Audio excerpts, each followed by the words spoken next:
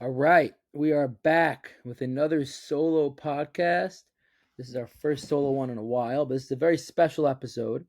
This is an episode dedicated to our awesome, exciting fall ball tournament auction draft coming up in a little bit more than a month. We got like 5 or 6 weeks left. It's pretty crazy. It feels like we just started planning this yesterday. We're already 5 or 6 weeks away. I want to get into some interesting takes. As you all can tell, I got my beard still fully in. I lost my shaver, so I'm waiting for a new one to arrive. Um, However, the show must go on. So, beard or no beard, we are here. Before I start, I want to obviously give a shout out to a couple of people. This idea of running this fall tournament was really birthed by, Yossi Kaufman, the sheriff. He's been pushing this on us for a while. And, he thought it's very, very important for the HSL community, which me and Dave right away jumped on board that although we are running an A league and a B league in the spring and in the summer and Sunday mornings and nights, and I think it's better to have even competition. We have so many men in our community of all ages, and you see places like in Deal and in Muncie, and it's really beautiful to have a community, not just different players in different leagues and different opinions of personalities because you see them on the ball field once. You want to really develop a true community, and we feel like by doing this tournament, yeah, the first year, maybe even the first two might be a little uncomfortable. You're playing with people you don't know, but we could bring together literally hundreds of players. Obviously there's only room for 120 in this tournament. Thank God we're close to 75% full, so get in now. But we have think about it. The Sunday morning we have a spring league, we have a spring night league, and a summer night league, and a fall ball league, and then the A league, which goes the whole summer. We have probably upwards of 200 to 300 different individuals playing in our softball leagues between mornings and nights, and to try to bring everyone together as much as possible. It feels a real awesome service for the community to help really develop something more than just softball and basketball and whatever other adult sports we have. So big thank you to Yossi, and of course a huge thank you to Avi Nenner and Adam Bromberg, who have taken the idea and really made it become a reality. They put in hours and hours of work into planning the tournament and the scheduling and the captains, and really making it a reality. So we really think Adam and Avi will continue to put tons of work into this, really spearheading it. Without them, we would have no tournament. So I want to thank them. Okay, now let's get into some action here. We got a lot of players signed up. Like I said, 75%. There are a lot of players who are A players, there are B players, and there are also a lot of players who either have played very limitedly in the HSL or never played in the HSL before. So I want to get into a few of them. We're not going to go through all the players yet. We will get to a podcast shortly. We want to wait for it to fill up a little more. In the meantime, I just want to go through a couple of players to look out for the captains, and then my humble opinion of the 10 most valuable players who have signed up so far for the draft. Not necessarily talented, but valuable in my humble opinion. So I want to start with the hidden gems, we'll call it. We have 5 players that I selected.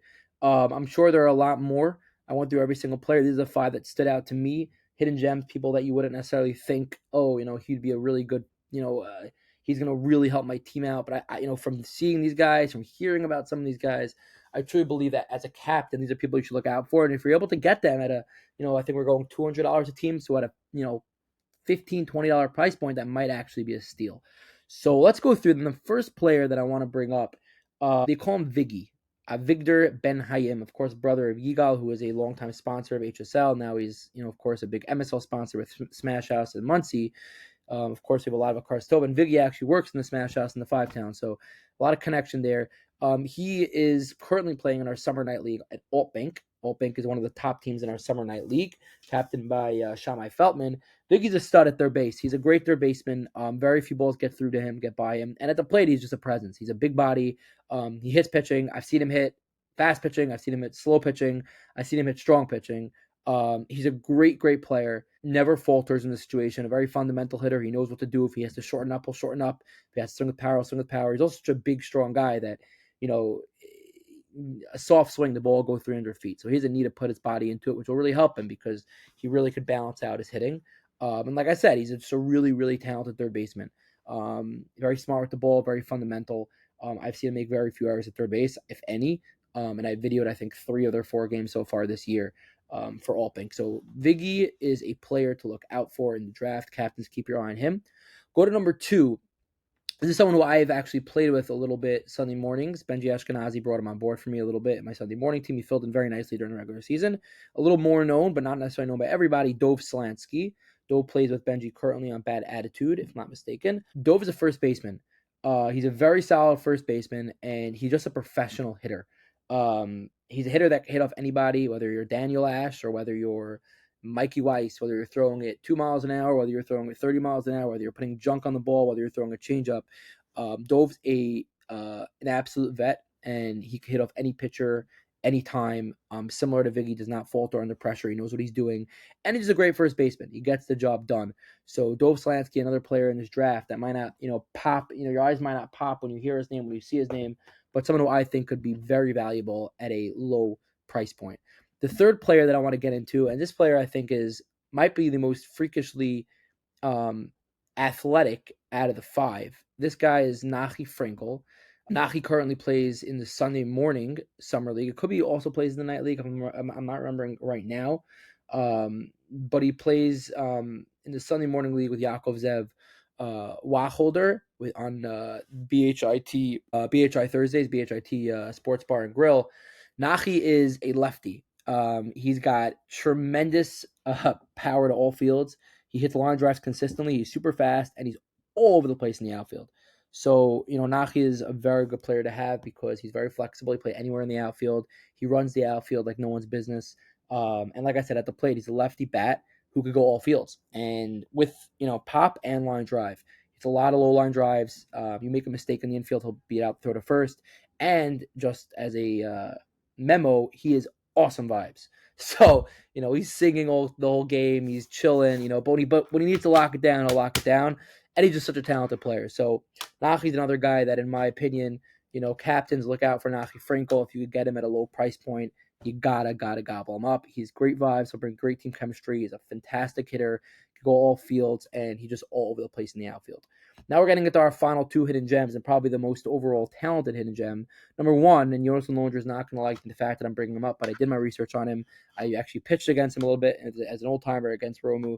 Zvi Schonbrun. Zvi Schonbrun is as Sachfelberg say, a borderline, he's a few reps or close to being, I don't get the exact quote actually, because I did my research, and I don't want to misquote Sach because then he'll get upset at me. So let's find the quote on him. Here we go. Let's see. Can't find it. That's awkward. It could be sent to me in a voice note. I don't want to open up a voice note here on the chat. The basic idea was I was talking to Sach about Zvi because I remembered from Rome he was a very good player, and he said that something like he's a few reps away from being not just an A player, but a legit A player. From what I remember, he's, again, all over the place in the outfield. Freakishly fast in the outfield. He's not a pop hitter. He's not going to pop, but he knows how to hit. He pokes the ball. He's a contact hitter. Goes all fields. Somebody you should look out for. It's a shame that I can't find the quote, and we're not live. So if we were live, maybe Sach would be able to send it to me. Yeah, I don't know. Could be he signed up a while ago, and yeah, I don't see it. Let me check my T4, my work WhatsApp, see if it's there. No. All right, can't find it. Oh well, it is what it is. I think it was Sach that I messaged about. Could be it wasn't. All right, but either way, tremendous player. I think a tremendous, a big player to look out for. Somebody that, again, like I said, is going to go very much under the radar in the draft, and someone to really look out for if you get him as a at a cheap price point. Sorry, I'm still looking. Yeah, I can't find him. That's upsetting. I guess I didn't do the research as much as I thought. Nope. All right, moving on. Sorry about that. I guess Sach will have to let me know after if I misquoted him or not. The last player, another hidden gem to look out for. He currently plays on Addictive Research, Jake Burns' team, and of course our awesome sponsor, is Morty Gindolf. Morty Gindolf from Flatbush, plays a lot of ball in Brooklyn. I played with him Fridays for many, many years. Morty's starting to play more and more in the HSL. He started Sunday morning, I think, last year spring, played last summer. He's playing again this spring with Wacholder and the BHIT Party Animals. Morty is another outfielder who's all over the place. He's very good in the outfield. Not perfect. I wouldn't say he's the level of Tzvi Schoenberg or Nachi Frankel, but he's a very solid outfielder with a great arm. And at the plate, he's just a beast. He's another lefty who is just rakes. He absolutely rakes. He hits it hard almost every single time. He's faced really good pitching in the Coil League. He's played against the big boys, against the big SYs, so he has a lot of experience going up against real, Nathan Batesh and a couple other really, really Edmund Beta.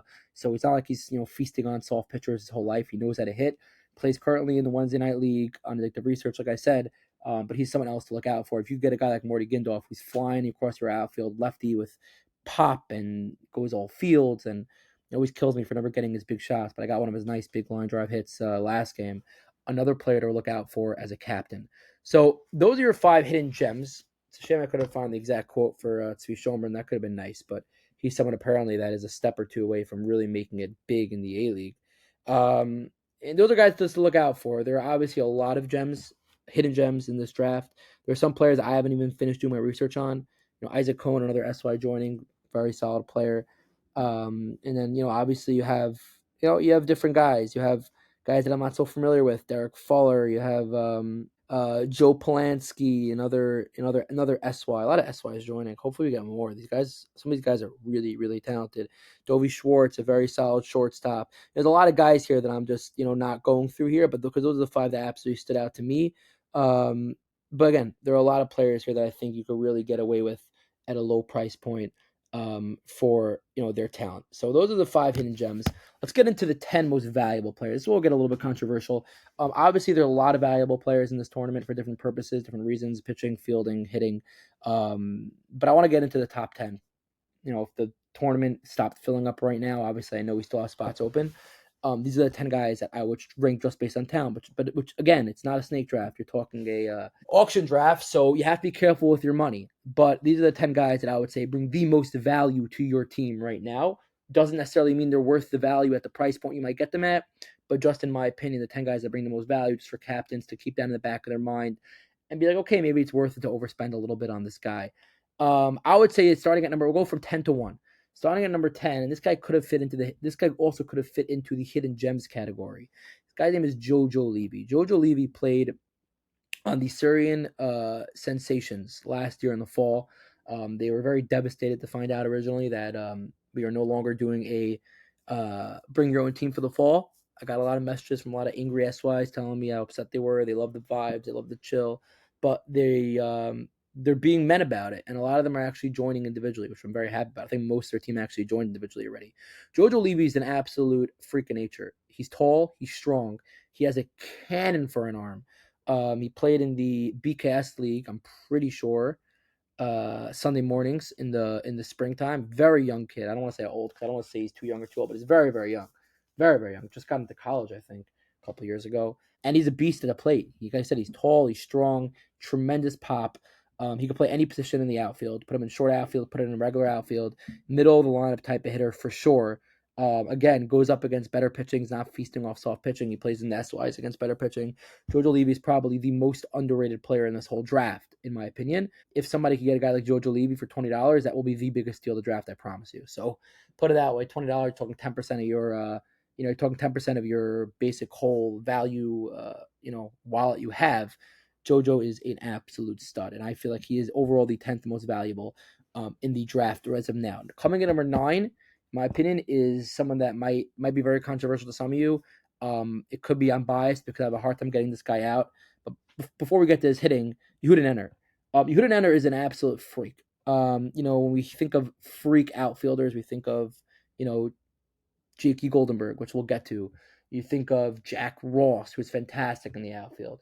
You think of, guys who are just, bigger names. Yehuda Nenner goes super under the radar.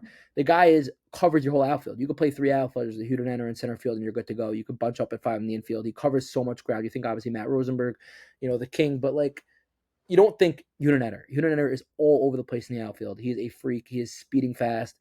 He's got a very good arm.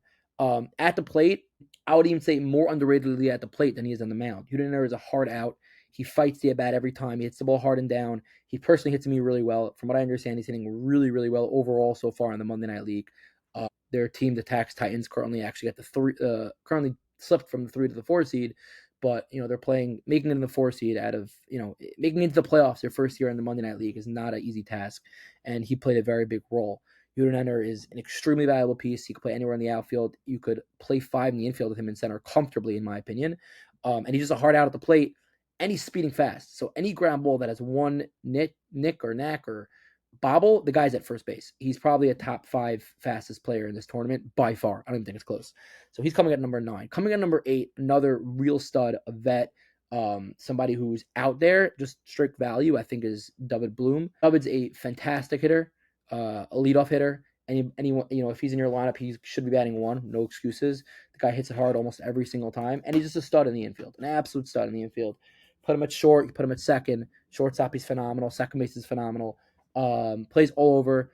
He is, as Double Golly likes to always say, shortstop's where you start and end with bringing a team, really, shortstop and pitcher, and he's got shortstop on lockdown, and he's a great hitter. And, again, I haven't seen him go against soft pitching, but against hard pitching, he's a stud. I can imagine, with a couple reps, soft pitching will be the same, and he's got many, many years of experience, so I would think he's the 8th most valuable player in this tournament. Coming in at number 7, a lot of guys, I'm probably get a lot of hate for this flip flop. Maybe saying Bloom should be ahead, should be behind. I have Moshe in at 7. Talking very open and honestly, Moshe has not been, hitting too well this season, especially the latter half of the season. Start off a little stronger. I have seen Moshe absolutely rake and dominate and be an absolute pain in the butt as a hitter.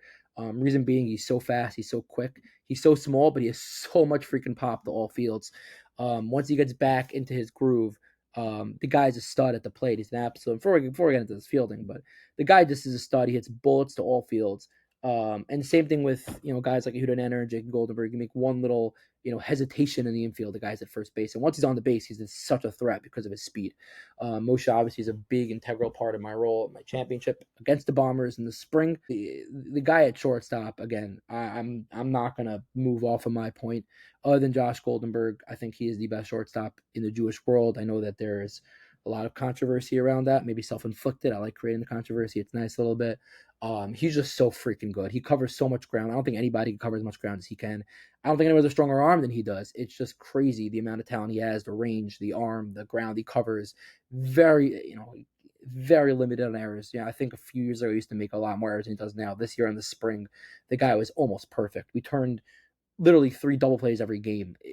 Anything hit near him with runner on first, you're talking double play. He gets it, he'll go to the bag, and he'll fire an absolute bullet to first base. I know there's the Sammy Sourias of the world who is an absolute stud, but I would, go to my grave with Moshe Zen as the best shortstop in the world, other than Josh Goldenberg.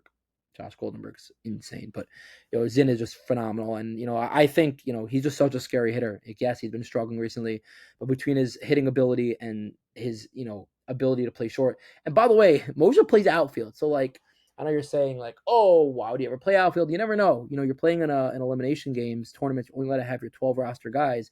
An outfielder goes down, and your next guy up is a shortstop. You might move Moshe out to the outfield. And he plays a great outfield. He plays a great second base. So he's not just a shortstop and do or die. The guy is play everywhere. He's an athlete.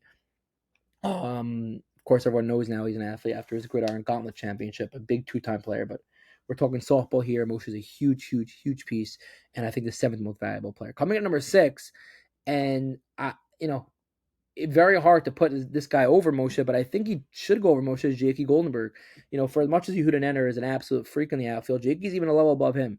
And again, another example of a guy that you could just play 3 in the outfield with if you need to and be so comfortable having him in center. He lost a tough game to the Lobos, his team on Monday, and he made a grab out there in the outfield that nobody makes. It's just not done. Unless you're Matt Rosenberg, you're not getting to that. It was absolutely crazy. It was a bomb to left center, a good 40, 50 feet over the guy's head, and he managed to get there and settle under it. We have the video. We don't have the video. I wish we did. But it was absolute. You ask guys like Steve Pollen and Sal Feldberg after, they said they'd never seen it happen before in their life. The guy's a freak. And at the plate, Josh is a good hitter. He's okay. Jakey's a legitimate A hitter. He's not a all-star A hitter, but he's legit. He hits it hard and down. He knows how to hit. He has underrated pop.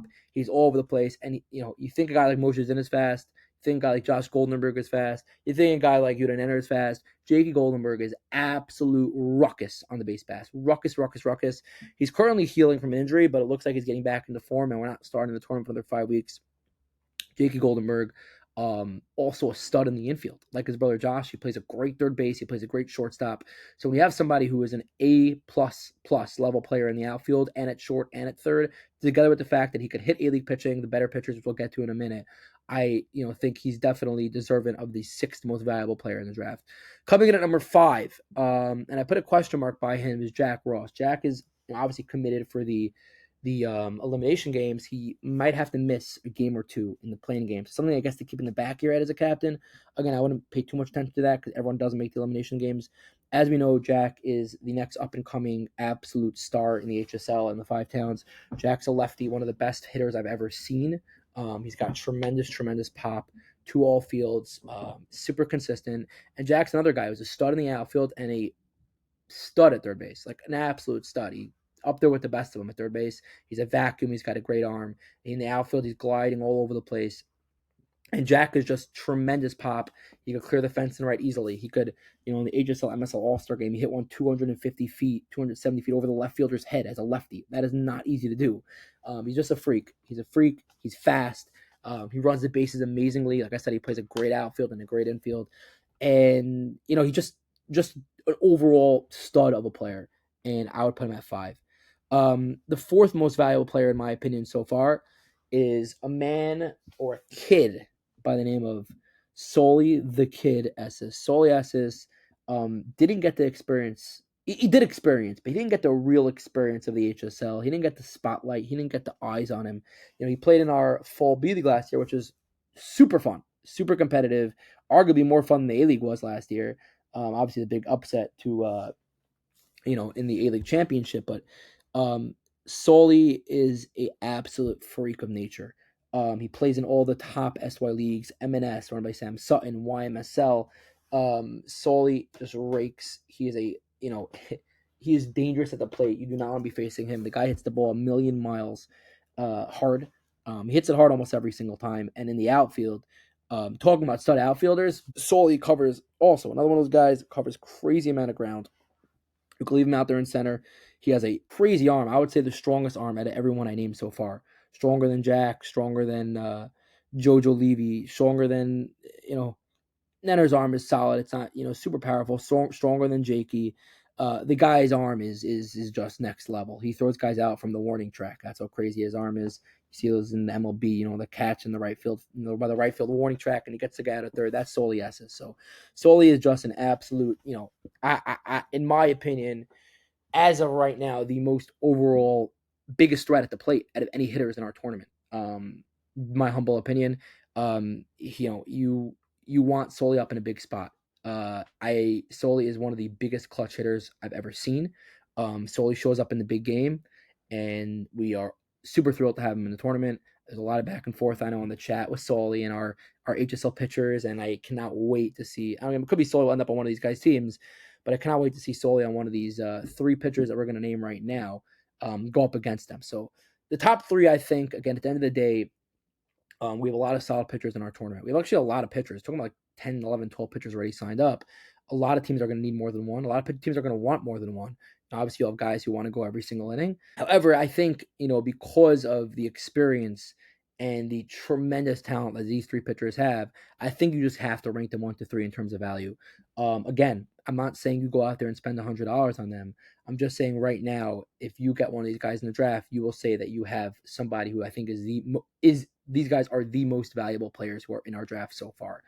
We'll get into exact mock drafts. We'll get into evaluations of players. We'll get into, where guys should go in the draft. I'm just giving you your straight 10 most valuable players right now, just for captains to be aware of and keep in their system.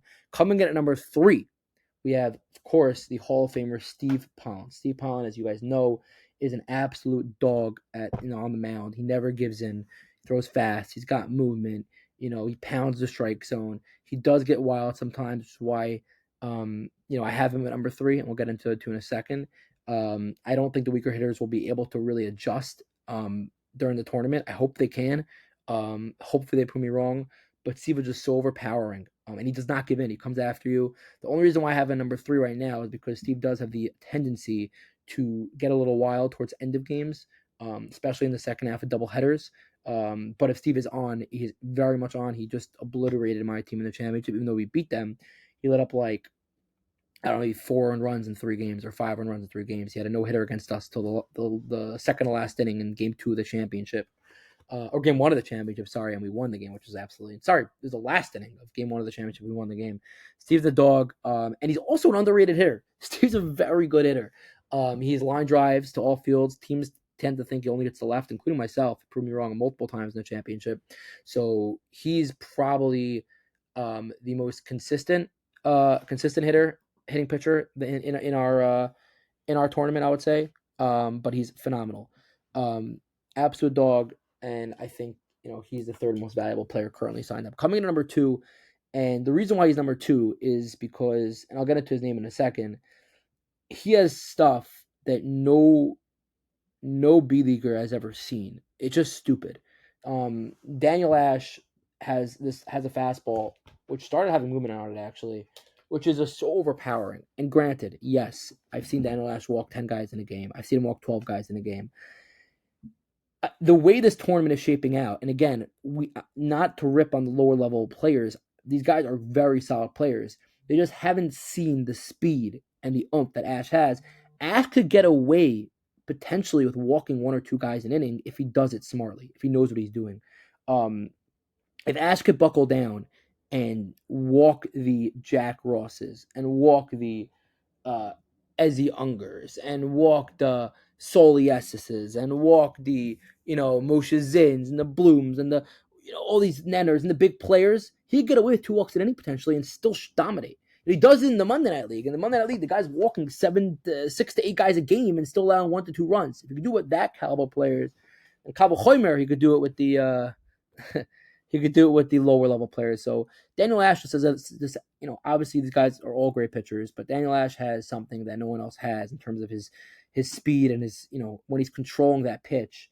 It's so hard to get around. He pounds you on the inside, fast, fast, fast, fast. It's almost impossible. As Ellie Race always says, he comes down to play left field, he gets 1 ball a game. Almost never turn on the ball. He'll be the number 2 valuable player. The number 1 valuable player, and the reason why I say number 1 is, of course, the Sheriff. And the reason why I say the Sheriff is because the Sheriff, I think, has a little bit of a mix of both Pollen and Ken Ash. Also got a ton of speed. He's also got a nice amount of movement. But he just wants to walk guys. And granted, if he's behind the count, he might throw one over and he becomes hittable.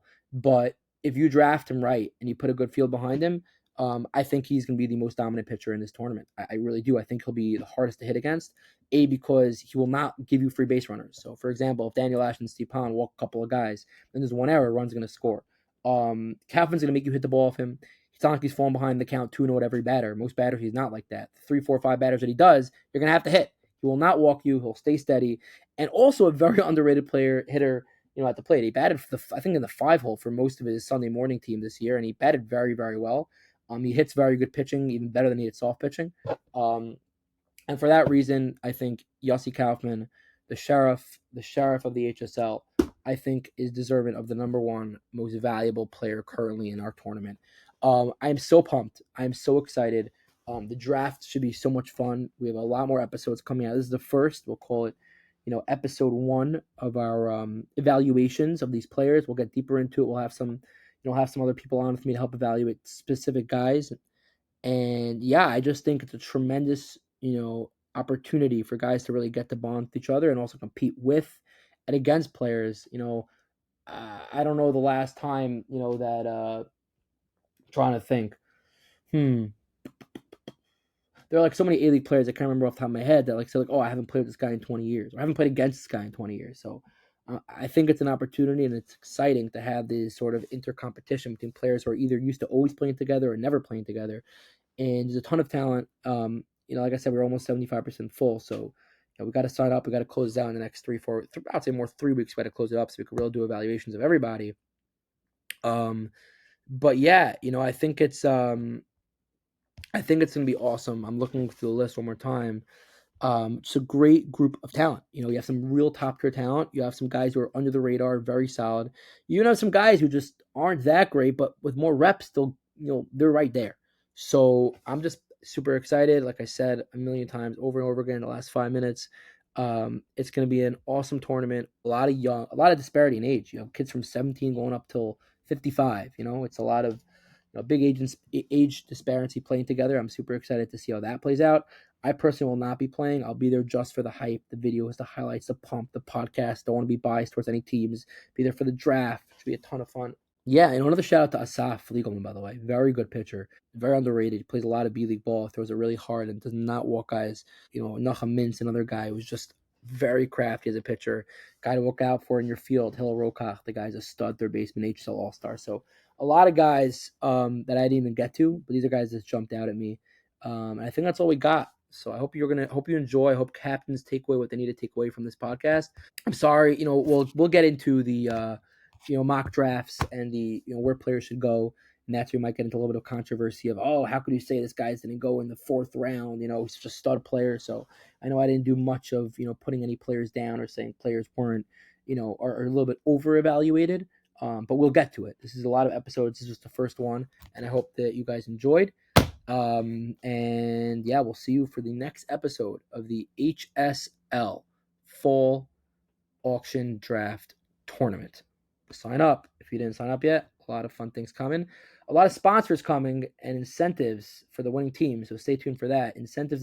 We have 2 divisions. The goal is to have a champion for each division. Incentive prize, and of course the large champion, the winner of 2 divisions, will get a massive prize for the team. We'll get into that soon. Stay tuned for all that. Thanks for listening. Thanks, guys.